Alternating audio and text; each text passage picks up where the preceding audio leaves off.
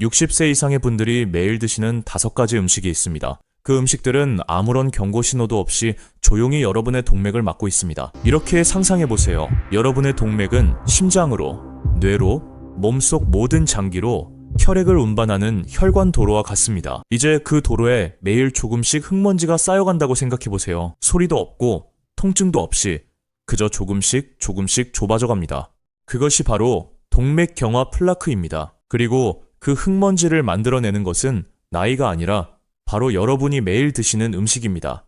아시아 8개 국가, 한국을 포함한 다국적 연구가 International Journal of Cardiology에 발표되었습니다. 그 연구에 따르면 심혈관 위험 인자를 2가지 이상 가진 사람은 증상이 전혀 없어도 건강한 사람에 비해 경동맥 내막 두께 수치가 현저히 높은 것으로 나타났습니다. 더욱 걱정스러운 것은 한국 통계에 따르면 심장질환이 사망 원인 2위를 차지하며 매년 10만 명당 65.7명이 사망한다는 사실입니다. 오늘 이호성 원장이 여러분의 혈관을 조용히 망가뜨리고 있는 최악의 5가지 음식을 알려드리겠습니다. 특히 4번째 음식은 여러분을 놀라게 할 것입니다.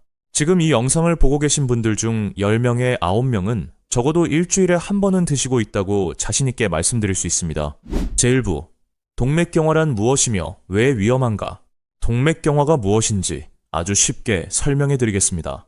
동맥경화는 마치 집 수도관 안쪽에 물때가 끼어서 세월이 흐를수록 물 흐름이 느려지는 것과 같습니다. 여러분의 동맥도 마찬가지입니다. 플라크가 쌓이고 혈관 벽이 딱딱해지고 혈관 내부가 좁아지면서 혈액이 더 이상 원활하게 흐르지 못하게 됩니다. 혈액이 심장에 도달하지 못하면 심근경색이 됩니다. 혈액이 뇌로 올라가지 못하면 뇌졸중이 됩니다. 가장 위험한 점은 이 과정이 수년 동안 아무런 증상 없이 진행된다는 것입니다. 밥도 먹을 수 있고 잠도 잘 수 있고 걸을 수도 있습니다. 그러다 어느 날 몸이 더 이상 버티지 못하는 순간이 옵니다. 제가 지금부터 말씀드릴 음식들은 단순히 조금 해로운 정도가 아닙니다. 임상 연구를 통해 동맥 플라크를 증가시키고 혈관벽을 딱딱하게 만들며 시간이 지남에 따라 심근경색과 뇌졸중 위험을 높인다고 확인된 식품들입니다. 첫 번째, 산업용 정제 식물성 기름. 이 기름은 어디서나 볼 수 있습니다. 콩기름, 정제 해바라기유가 대표적입니다. 대부분의 가공식품, 튀김류, 포장과자, 배달음식에 들어있습니다. 문제는 무엇일까요? 이런 기름들은 오메가6 함량이 매우 높습니다. 오메가6을 몸속 염증 스위치라고 생각해보세요. 오메가6을 너무 많이 섭취하면 몸이 염증 반응을 시작하는데 그 염증이 바로 혈관 벽 안에서 일어납니다. Journal of the American College of Cardiology에 발표된 연구에 따르면 산업용 정제 식물성 기름을 많이 사용하는 사람은 대조군에 비해 동맥경화 발생률이 23% 높은 것으로 나타났습니다. 60세 이상의 분들에게 특히 위험한 이유는 나이가 들면서 몸의 항염증 능력이 저하되어 만성혈관염증이 더 오래 지속되기 때문입니다. 그것이 바로 플라크가 형성되기 가장 좋은 환경입니다. 실제 예시를 들어드리겠습니다. 바깥에서 튀김 음식을 드실 때마다 치킨 한 조각이든 감자튀김이든 간단한 튀김 몇 점이든 여러분이 섭취하는 정제기름에는 보통 오메가6이 10g을 넘게 들어있습니다. 그것만으로도 식사 후 불과 몇 시간 만에 혈관 내 염증 반응을 일으키기에 충분합니다. 현명한 대체법, 집에서 요리할 때는 정제 콩기름 대신 참기름이나 들기름을 사용하세요. 이 2가지 기름은 한국인의 입맛에도 맞을 뿐 아니라 오메가3과 항산화 물질 함량이 훨씬 높아 혈관 건강에 좋습니다. 두 번째, 나트륨이 높은 음식과 가공식품. 솔직하게 말씀드리겠습니다. 우리 한국인은 짜게 먹습니다. 한국보건복지부 자료에 따르면 한국인의 하루 평균 나트륨 섭취량은 WHO 권고 기준에 거의 2배를 초과하고 있습니다. 공장에서 만든 포장김치, 배달음식, 시판, 떡볶이, 봉지, 라면, 이것들이 많은 가정의 일상 식사에서 나트륨을 주로 공급하는 식품들입니다. 나트륨 과다 섭취는 혈압을 높이는 것에 그치지 않습니다. 동맥을 보호하는 얇은 막인 혈관, 내피 세포층을 직접 손상시킵니다. 이 층이 손상되면 나쁜 콜레스테롤인 LDL이 쉽게 침투하여 달라붙고 동맥경화 플라크를 형성하게 됩니다. 또한 가공식품에는 혈관에 해로운 3가지가 들어있습니다. 동맥벽을 손상시키는 방부제, 식품을 장시간 고온에서 가공할 때 형성되는 유해 화합물인 AGEs, 그리고 혈중 LDL을 높이는 포화지방입니다. 실제 예시입니다. 라면 한 봉지에는 나트륨이 1700mg 이상 들어있습니다. 하루 권장 나트륨 섭취량에 거의 맞먹는 양입니다. 여기에 국이나 김치를 곁들이면 한 끼 나트륨 총량이 2500mg을 넘기도 합니다. 이런 일이 매주 3번에서 4번씩 수년간 반복된다고 상상해보세요. 60세 이상의 분들에게 특히 위험한 이유는 나이가 들수록 혈관이 약해지기 때문입니다. 오래된 고무호스가 더 쉽게 갈라지고 손상되는 것처럼 말이죠. 짜게 드실 때마다 동맥 내부 보호막이 조금씩 더 마모됩니다. 세 번째, 공장에서 만든 빵과 달콤한 과자류. 50세 이상의 한국인 중 상당수가 적어도 일주일에 한 번은 드시는 식품, 특히 아침에 즐겨 드시는 것들입니다. 공장에서 만든 버터빵, 포장된 서양식 케이크, 편의점에서 파는 부드러운 캔디와 스펀지 케이크 등이 여기에 해당합니다. 이런 제품들 대부분에는 숨겨진 트랜스 지방이 들어있습니다. 세계보건기구가 어떤 수준에서도 안전하지 않다고 부르는 바로 그 지방입니다. 트랜스 지방은 최악의 방식으로 작용합니다. 나쁜 LDL 콜레스테롤을 높이는 동시에 좋은 HDL 콜레스테롤을 낮추어 동맥 내 플라크가 빠르게 자랄 수 있는 최적의 조건을 만들어냅니다. WHO는 트랜스 지방이 심혈관 질환으로 인한 사망 위험을 최대 34% 높인다고 기록하고 있습니다. 실제 예시입니다. 일반 공장제 버터크림빵 하나에는 트랜스 지방이 약 3g에서 5g 정도 들어있습니다. 적어 보이지만 연구에 따르면 하루 2g의 트랜스 지방을 10년간 섭취하면 심근경색 위험이 23% 증가할 수 있습니다. 어르신들이 이런 음식을 즐기는 이유는 매우 단순합니다. 싸고, 맛있고, 편리하고, 특히 요리하기 싫은 아침에 딱 맞기 때문입니다. 하지만 나중에 치러야 할 대가는 너무 큽니다. 현명한 대체법, 공장제 과자 대신 아침에 현미밥이나 귀리죽으로 바꿔보세요. 한국인의 입맛에도 익숙하고 트랜스 지방이 없으며 콜레스테롤 조절에 도움이 되는 식이섬유가 풍부합니다. 네 번째, 건강해 보이는 간식. 오늘 영상에서 가장 놀라운 부분이 바로 이것입니다. 지금 이 영상을 보고 계신 분들 중 10명의 9명은 이것을 드시고 있다고 자신있게 말씀드립니다. 포장된 그래놀라바, 헬시 에너지바, 양념이 된 견과류 혼합 제품들을 말씀드리는 것입니다. 이런 제품들은 심장에 좋다, 저칼로리, 다이어트용이라고 광고됩니다. 바로 그렇기 때문에 60세 이상의 많은 분들이 일상 간식으로 선택하시는 것입니다.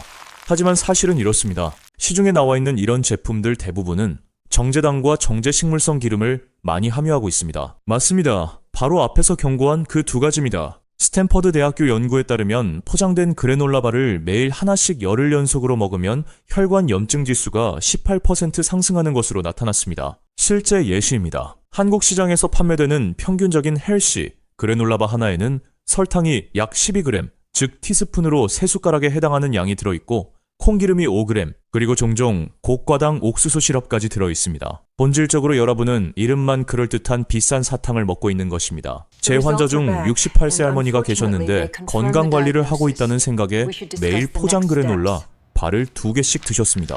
6개월 후 혈액 검사 결과 중성지방, 즉 혈중지방이 40% 증가해 있었습니다. 완전히 끊고 소금 없이 구운 아몬드나 호두로 바꾸신 후 불과 8주 만에 중성지방이 다시 정상 수치로 떨어졌습니다. 다섯 번째, 달콤한 음료와 포장, 과일 주스.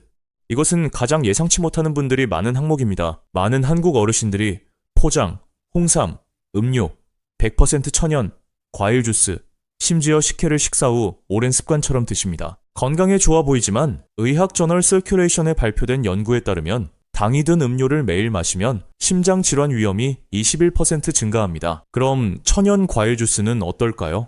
사실 탄산음료보다 크게 나을 것이 없습니다. 이유는 이렇습니다. 과일에서 나온 것이든 시럽에서 나온 것이든 액체 형태의 당분은 인슐린을 빠르게 상승시킵니다. 그리고 인슐린이 계속 높게 유지되면 내피세포, 즉 동맥 안쪽을 안에서부터 보호하는 얇은 세포층이 손상됩니다. 실제 예시입니다.